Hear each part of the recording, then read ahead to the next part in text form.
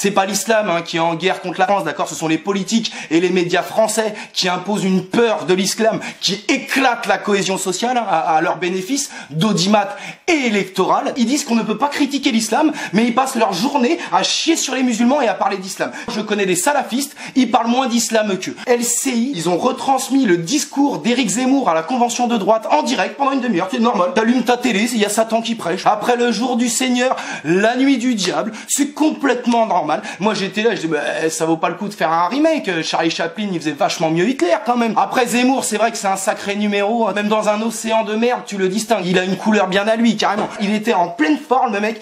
Il voulait épater Satan. Il a tout donné. Il a quand même dit les nazis étaient raides et intolérants. Mais de là à les comparer à l'islam... Oh putain, oh, il a dit ça comme ça, et c'est sorti comme un prout après le cassoulet. J'étais là, waouh, putain, normal. Et très peu de réactions, de pays absolument incroyable. Tu émets une petite critique sur la politique d'extrême droite d'Israël, tout le monde rougit, tu prends un blâme.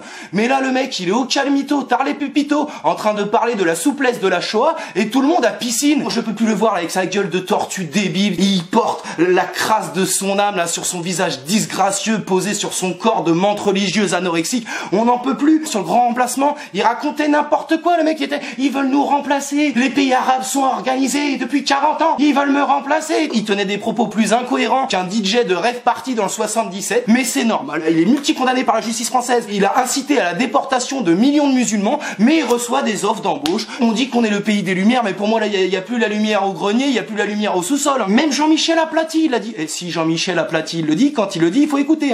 Jean-Michel Aplathy, il a dit, c'est pas normal qu'on laisse plus parler Dieudonné, si c'est pour laisser parler des gens comme Éric Zemmour. Il a dit Éric Zemmour, il est dangereux et malveillant. Et c'est vrai, Éric Zemmour, si tu le croises après la mort, c'est que t'es pas au paradis, clairement. Et carrément, Satan, il va l'utiliser comme panneau de signalisation. Je me répète, mais la mère d'Éric Zemmour, si tu nous l'avais avorté, celui-là, ça aurait quand même été un IVG de confort pour la société française. Et méfiez-vous, avec la convention de droite, parce que Marion Maréchal, elle va le faire. Elle est dans la salle du temps de la fils de puterie, là. Elle est en train d'apprendre tous les tricks. Elle va juste revenir avec un brushing, en ayant enlevé son nom et en ayant appris par cœur la rhétorique pour les nuls. Ça va lui suffire pour être élu dans ce pays. Vous allez voir. Vous allez voir ce que je vous raconte. Et je me suis vu lucide, enfin je crois qu'être engagé mène au décès à la croix. Et j'aimerais être utile, enfin je crois.